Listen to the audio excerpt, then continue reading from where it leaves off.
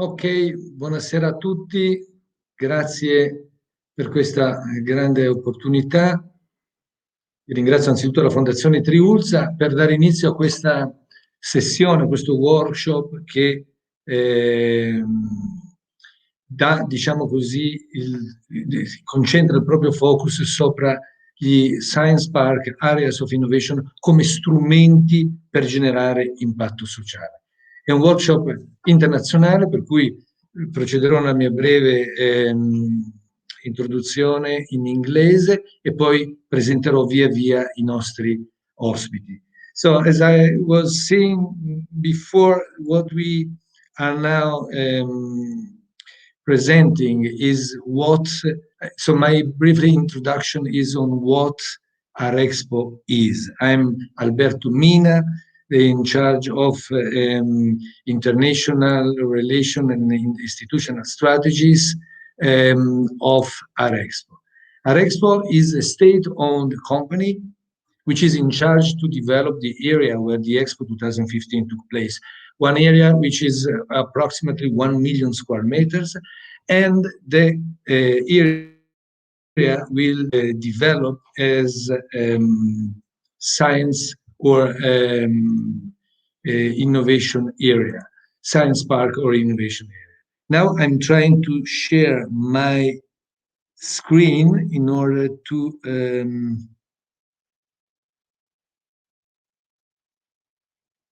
do my presentation, but some problem is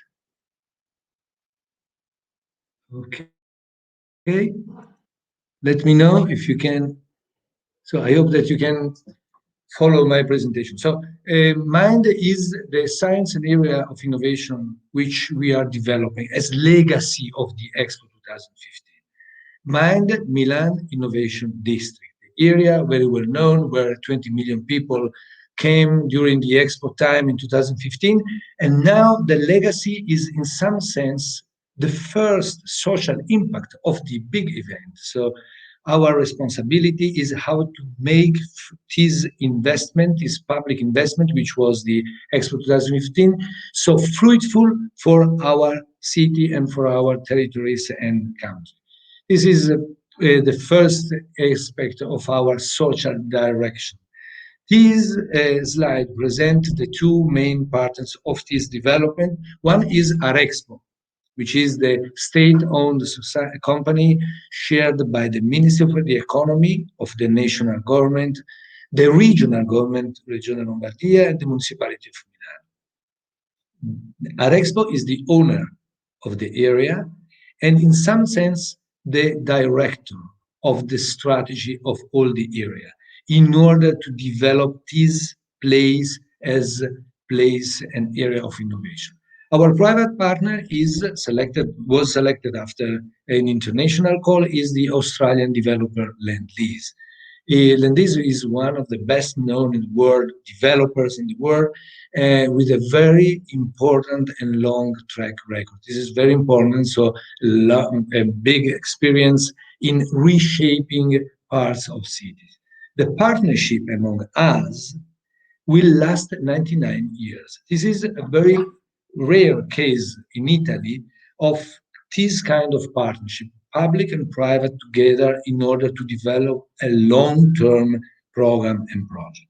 To do so, what is crucial is to put inside the area not only a big private corporation, which is the player which develop a part of the area, but also for public anchors, for institutions which are crucial for the development of the area. One is Human Technopole, a state agency focused on specifically on genomics, which is crucial for personalized medicine and so new form of medicine in the future, and also big data management for this kind of application. Secondly, a research and treatment hospital, the Galeazzi Hospital, which is very well known, specialized in orthopedics, but which gathers also Istituto Clinico Sant'Ambrogio, focused on cardiovascular diseases. Third, Fondazione Triulza, the partner that is here today, which is the director of this program of workshop. Triuzza is so important for us because we are developing a new small city. But what we would like to do is not only technological innovation, not only prop tech innovation or physical innovation, but also social innovation. We can say that mind is also a social laboratory. And Fondazione Triuzza is the key player in order to develop these kind of models and patterns for the social organization. And the fourth is the University of Milan. The University of Milan, State University of Milan, is one of the best ranked in our country, very well known.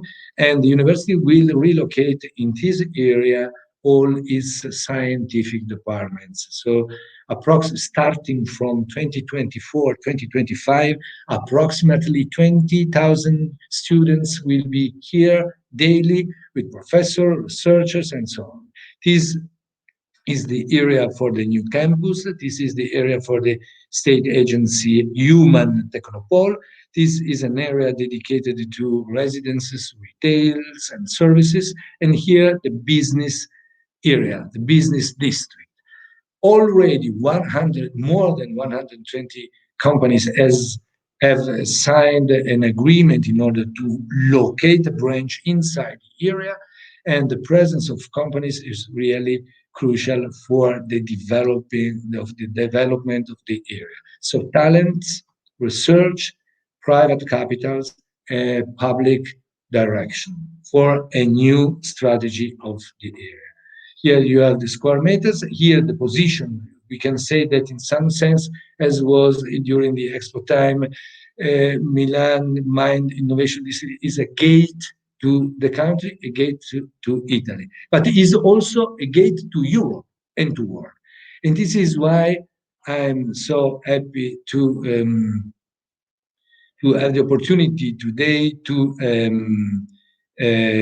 introduce our guest, because one key element of our strategy is to be connected with successful cases around the world in order to learn from them, and also to establish permanent relationship in order to develop a common program, because the inclusion that we want to develop in this territory is similarly what we want to do in our world network. So inclusion with other poles. This is why our guests today are really representatives of excellent cases in the world. The first guest is Tracy Brala, which is the representative, the vice president of University Science Center of Philadelphia. We have to say that Philadelphia cases, we are studying Philadelphia cases since time, because also in the literature is cited as an evolution, a very fruitful evolution of the idea of science park and area of innovation. So I'm very happy that you are here. Thank you for your time. I leave you the floor. Thank you. Grazie. Buongiorno, everyone. Thank you, Alberto. It's a pleasure to be here today. I will share my screen.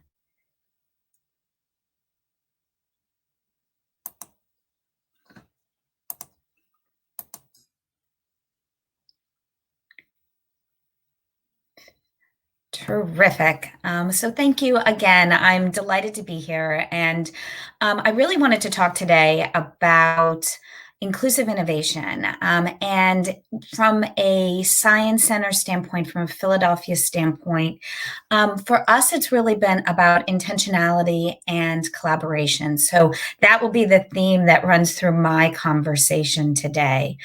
To give you a little bit of context, in case you are not familiar, Philadelphia is located in the United States. We are the sixth largest metropolitan area in the country. And we are really very fortunate to be on the East Coast, where so much of our ability to access kind of 70% of the population in the United States and Canada is really within driving distance of us. So we're located between New York City, and that is to our north, about an hour train ride away, and to our south, about an hour and a half train ride away, is the capital of the United States, Washington, D.C. Let me share a little bit about our innovation district. So University City is considered to be Philadelphia's innovation district, and it is brought together, similar to what Alberto was saying, it brings together many different anchor institutions. It is grounded in one of the top universities in the United States, the University of Pennsylvania. There's also, Penn has their several medical campuses and facilities by us, as well as Drexel University is located in our footprint of what we consider to be our innovation district. In addition to Penn and Drexel, we have an amazing research institution called the Wistar Institute. We have the Children's Hospital of Pennsylvania, which is also another top top children's hospital in the United States, and really forward-facing as it comes to research. I sit within the green block called University City.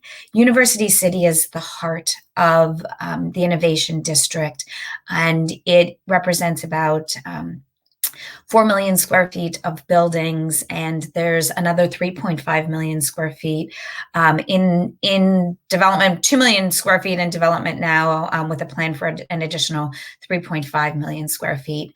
One of the things that I really like to highlight on this slide is the items that are in color are the items that we consider to be our innovation district. To the right-hand side of my screen is Center City. Center City, Philadelphia has historically been the business district in Philadelphia. And to the left, you'll see things lightly highlighted called Spruce Hill, West Powelton, Powelton Village, as well as what you see from an aerial footage is the neighborhood.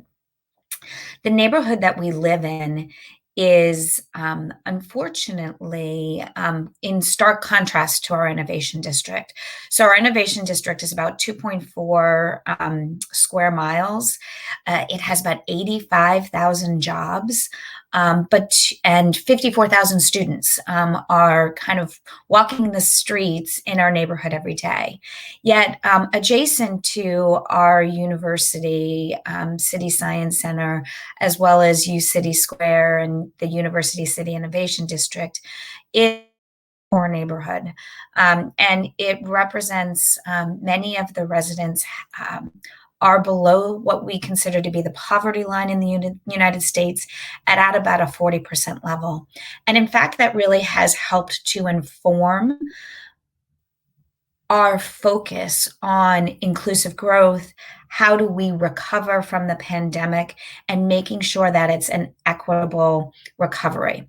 I'm going to spend a lot of time talking about the University City Science Center, but I want to make sure that I really emphasize the point that this is really a collaboration, and I appreciate Alberto calling us out as a model to study. And that is something that we aspire to be, but we also recognize that this is a journey. So we are not done yet. We continue to learn and grow. And to me, that's really the beauty of the innovation process. One of the unique things, and the organization that I represent is called the University City Science Center. The University City Science Center was founded almost 60 years ago, and it is the oldest, largest urban research park in the United States. And we love that designation, but we also are very focused on how do we move forward from here? How do we catalyze where we have been in order to really bring forward inclusive innovation? With the Science Center, one of the unique things about us is, in addition to being a nonprofit, we're owned by 31 shareholders. Most of those shareholders are university and research institutions from across Pennsylvania, New Jersey, and Delaware. So 3 additional states kind of adjacent to where we are.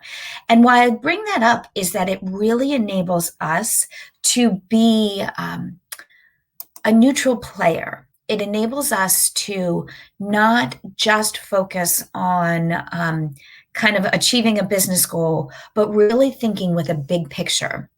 My title is Vice President of Ecosystem Development, and that really is about bringing together the ecosystem so that we are thinking about how do we grow the greater Philadelphia area from an economic development standpoint.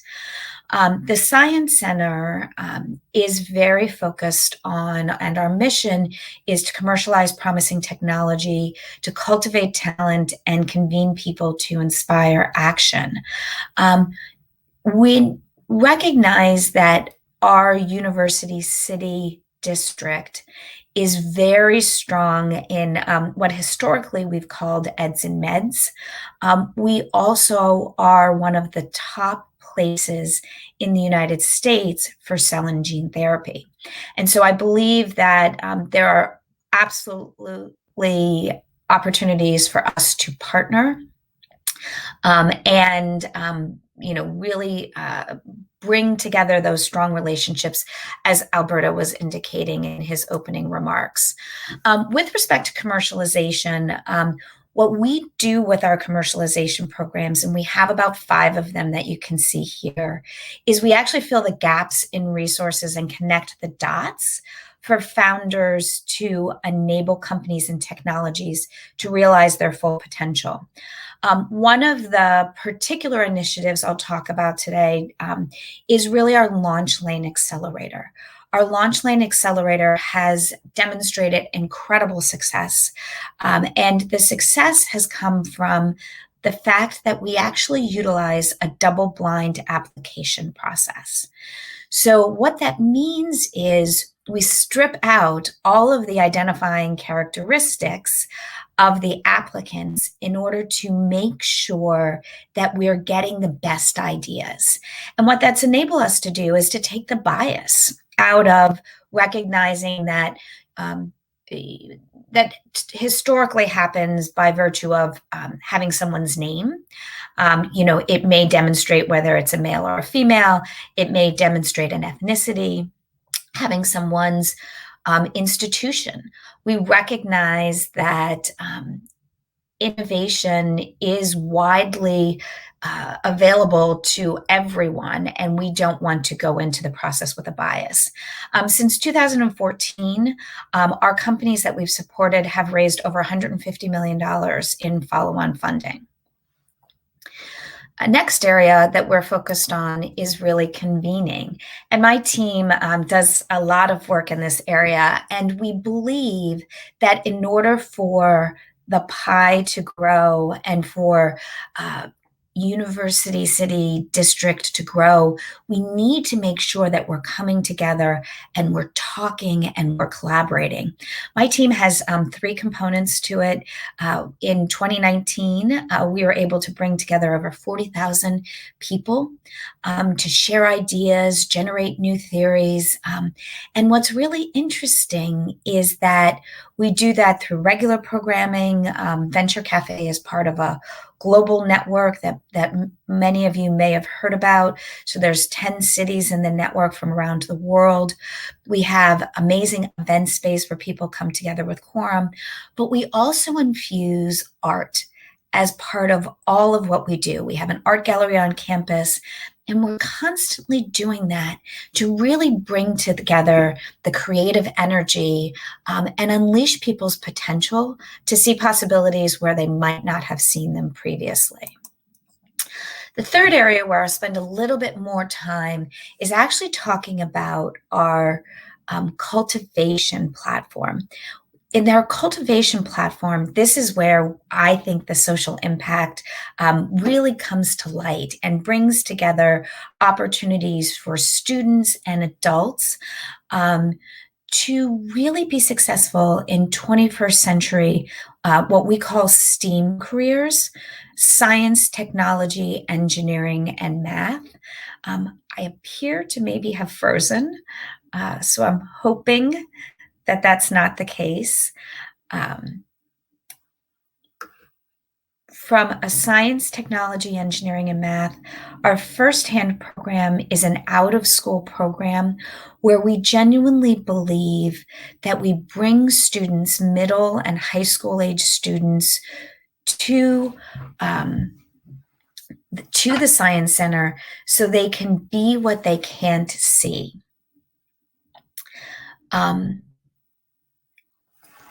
Another area that I'll focus on and is really around partnerships and collaboration. And with respect to partnerships and collaboration, I wanted to talk a little bit about our workforce development program. I'm going to pause for a moment because I think I'm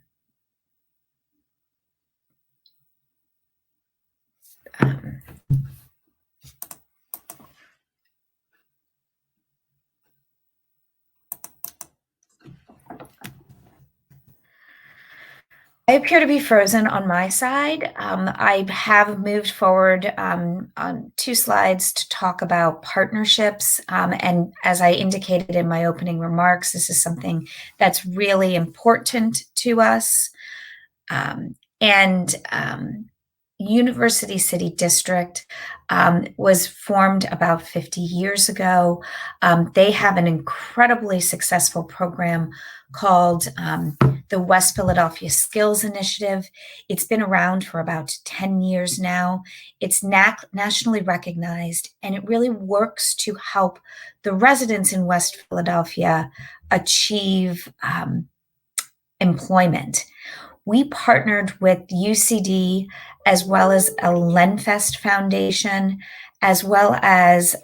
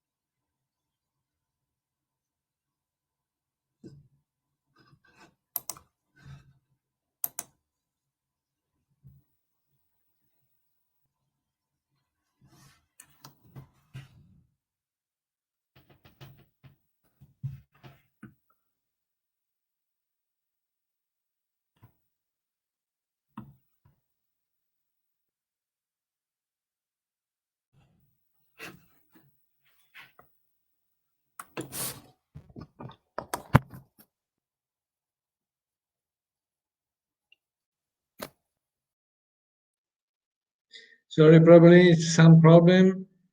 But we go ahead. For our audience, I would like to underscore this aspect of the Philadelphia case, which really, what is interesting, that innovation is not the creation of an upper class ghetto outside of the community of the city, but inside, and utilizing it as tool and instrument in order to reduce the gaps inside the social layers. Is on the similar view and vision are involved the Ruta and the case in Medellin that is the second case that we want to present. So I'm very happy to introduce to you Maria Paulina Villa Rosada y Carlos Andres Jaramillo, which are representatives of the Ruta N as one of the most innovative places in South America, in Medellin. Medellin was awarded some years ago as the most innovative city in the world.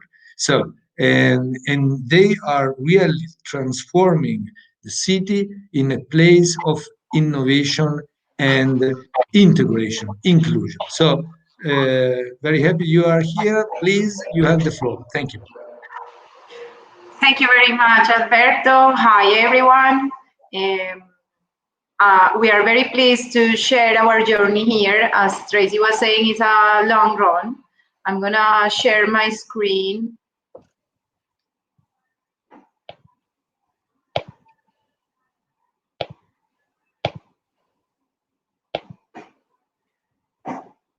So I believe you are watching at my screen right now. I wanna talk about our journey here in Medellin. We are now organizing for inclusion because, as you probably have seen, Medellin was the most violent city in the world like 30 years ago. These were basically the images and the headlines we were reading at the newspapers. A lot of things have happened since that time, and now Medellin is like winning awards. As Alberto was saying, one of the most important awards we have right now is the one that Alberto mentioned, the most innovative city in the world back in 2013. And that's not for free. We have, as a city, worked a lot, very hard to have this. Basically, what we put together was a strategy of economic development based on innovation and technology. But as Tracy was mentioning, also, it is very important to recognize in these strategies the risk that we as a city or as a society assume when we try to put these strategies in place, because then we can end up generating more inequity, because the benefits of innovation are very difficult to spread all over the territory. This is a map of Medellin. At the north part of the city, we have a concentration of the poorest neighborhoods and the poorest conditions for quality of life. And at the south part of the city, we have a concentration of the richest communities and welfare. So with this, you can see the inequity that we have in our city. We believe with the pandemic, this has worsened. Right now, we have an unemployment rate around 60%, and a situation with informal jobs, which is very critical for us. So we know that through a science, technology, and innovation plan, through an innovation district, we can reverse this situation and improve the quality of life of all citizens. It's a powerful tool, but we have to use it. This is our innovation district. It's 172 hectares in the middle of the city. It is not at the north part, but it's at the beginning of the north part.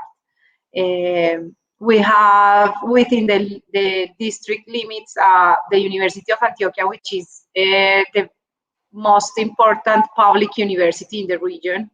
It's the first one in Colombia in terms of research and development. We also have the Botanical Garden, the Explora Park, which is a park to boost the culture of science and technology among kids. We also have Ruta N. Ruta N is a public institution in charge of helping the city to change its economic inclination from one based in manufacturing to one based on knowledge and technology. We also have a children's hospital, and we also have neighborhoods which are not connected to these new dynamics of innovation and technology. That's why we have to organize ourselves to include these communities into this strategy. The first things we did was to try some models within the district limits. Right now, we are scaling up our impact, the one that we prove within the district limits all over the city. Back in 2015, something like that, we created a model to bring these traditional businesses that we have within the district closer to innovation and technology. So right now, so we did a pilot with restaurants within the district to see if they could come closer to the new people we were bringing to the district, people totally different than people they were used to serve as restaurants. So something wasn't like matching, because these new people arriving to the district were not keen on going to these traditional restaurants, basically because these new people were coming from all over the world and they were not used to our food. They were seeking for something else. So we started to work with traditional businesses, with traditional restaurants, to develop new menus and new skills to bring them closer to this new demand. We use the model I was mentioning before. Right now, that was very successful. I mean, at the end, some restaurants could serve this new demand, these new customers in their restaurants. So right now we are using that model to spread it into the territory of Medellin, and we are creating 21 centers. Software Valley Centers is the name, to do three things within those centers. One, to promote and inspire a new generation of entrepreneurs. Two, to help those entrepreneurs to overcome their challenges, to bring technology closer to their businesses. And three, to connect those new entrepreneurs to global markets. For this, we use the district as an epicenter, but we are creating 21 satellites all over the city to understand the local challenges of different neighborhoods, to see if we can attract new entrepreneurs, to connect those entrepreneurs to science, technology, and innovation, and to help them grow exponentially. Carlos, do you want to mention something about it? The expectations, more than goals. Yes, Paulina, thank you. Hi, everyone. Just regarding the expectations, uh, and considering that this workshop is about social impact of innovation district, the program that Paulina mentioned about the transformative business models, the restaurants impacted with that program grew in revenue 20% in 6 months. And that's the kind of impact we want in the district. And now is the time to get that impact and take all that impact of the innovation district of Medellin and take it to the whole city. Regarding the expectations we have with this pilot project, I will say, of these software valley centers, we want our entrepreneurs that have to have access to global value chains, and basically that's one of the ways we create welfare and income and revenue, and that's why we have attracted so far around 371 companies from 32 different countries into our innovation ecosystem, and some of those companies are specifically have programs that help us our entrepreneurs to come closer to these global companies' customers. So basically, that's what we are expecting by 2023 with this kind of initiatives. Paulina, going back to you. Well, no, I think we can settle for now, because we know that there's another speaker waiting to share her story. So thank you very much. I mean, this is only like a hint of our journey, but we are very thrilled to share it and to also get to learn from you. Thank you, Paulina and Carlos. Really, we hope to develop in time a permanent relationship with you. Now, the floor is to Eva Eudoxia Korak, which represents an excellence case in Europe, in Sweden, Gothenburg. The floor is yours. Thank you, Alberto. Thank you for the invitation. I will try now to share my screen.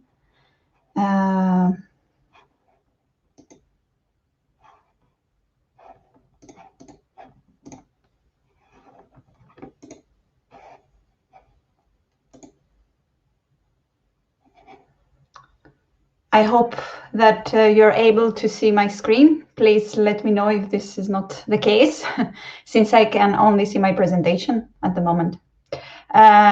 So I will, in the few minutes I have, I will try to give you a short introduction of Johanneberg Science Park and the district that we are located. Johanneberg Science Park is located in Gothenburg city. That is the second largest city in Sweden, and is a collaborative arena for urban development, where innovations are co-generated for a society that is good for people and environment. So our role is to bring together the academia, society, and variety of large and small companies in order to co-create together within urban development area. We are a non-profit organization, and here you can see the list of our partners and the funding agencies we have. So we have, as I said before, partners and funding from both private and public actors. We are one of the 67 members of Swedish incubators and science parks. In Sweden, there is more than 80 innovation areas and science parks in the whole country. And in the West Sweden, there are 6 science parks, and 3 of them are located in the city. Each of them have different orientation and focus. So here you can see all the 6 science parks in the region of West Sweden, and 3 of them in Gothenburg. One of them is Johanneberg Science Park, where the focus is on urban development, energy, and material. The other 2 are focusing on mobility issues and IT, and of course, life science. So here in this picture, you can see the district and campus area where we are located. It is really close to the city center. It's a residential, commercial, and academic district with 20,000 residents. Our area, part of this district, is also a test bed for full-scale demonstration of sustainability innovations. This is our aim, to use part of this district for these cases. We are also, we are really having so close the Chalmers University of Technology campus. So we have a lot of students around us, more than 10,000 students and 3,000 university staff. There are also businesses located in this area, an incubator, office spaces, the science park area, And we are at the moment 25 people working for the science park, Johanneberg Science Park company. We are more than 1,000 people located in the science park area working with innovation. So our role is to facilitate, manage, and coordinate collaboration projects, innovative projects. We are here to act as a neutral player that can connect the public sector, academia, and the private sector to work together, innovate, and tackle our challenges.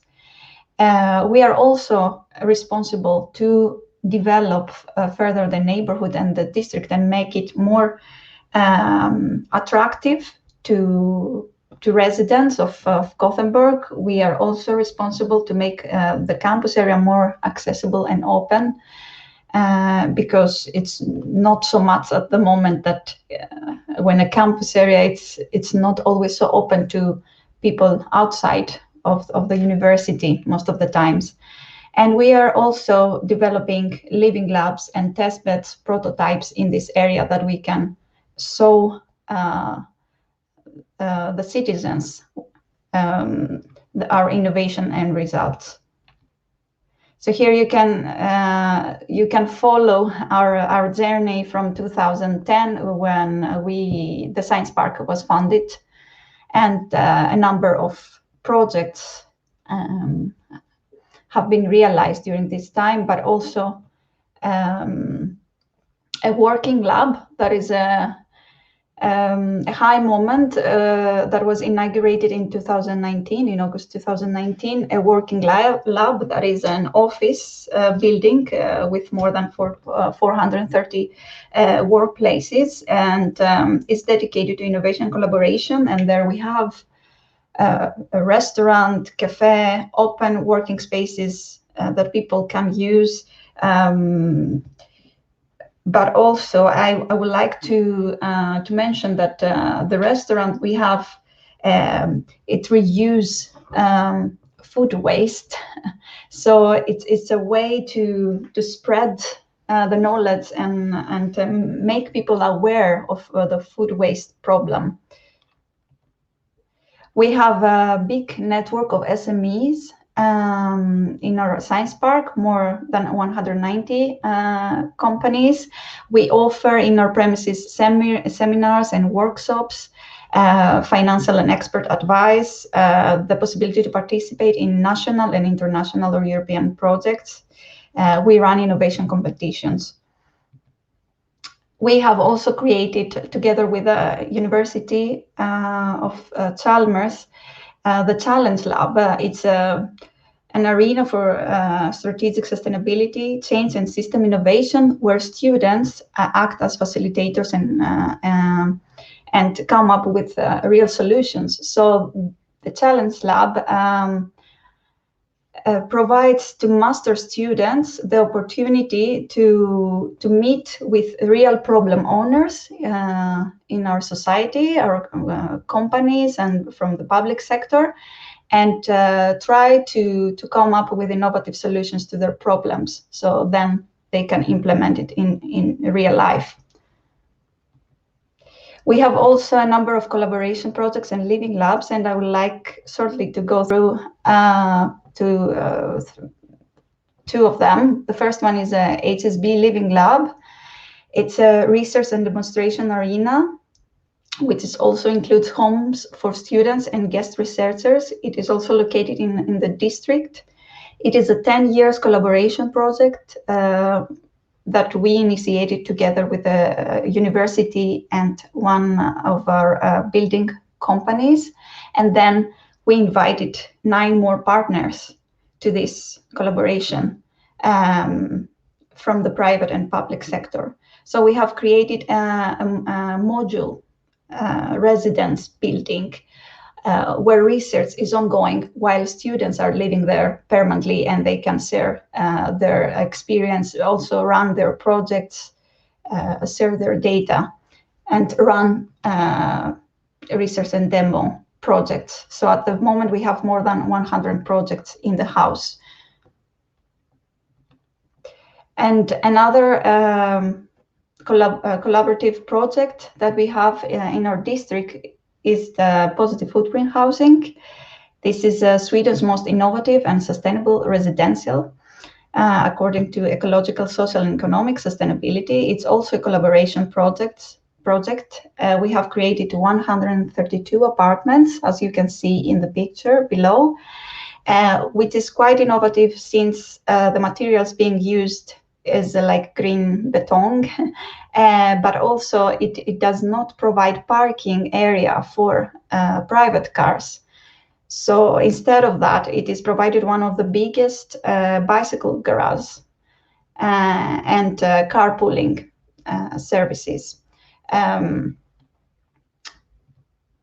We have created also areas where people can work from distance and flexible apartments. So it's possible for the people to change the design of the apartment based on their needs, since in different levels of their life, the needs are different. So it's easy to reconstruct your apartment. Lastly, it is also provided to young people the possibility to buy small apartments in a lower price than regular. There are more than, we have more innovation projects that I would like to present today, or give you a virtual tour of our district. But since the time is limited, I would like to stop here. Thank you so much. Thank you, Eva. Thank you, Tracy. Thank you, Maria Paulina. Thank you, Carlos. So 3 cases which are really inspiring, because education is at the center of the strategy and also connection to the local communities. Thank you so much. We will follow your example, and we hope to put the contact growing up during the time in the next future. Thank you so much.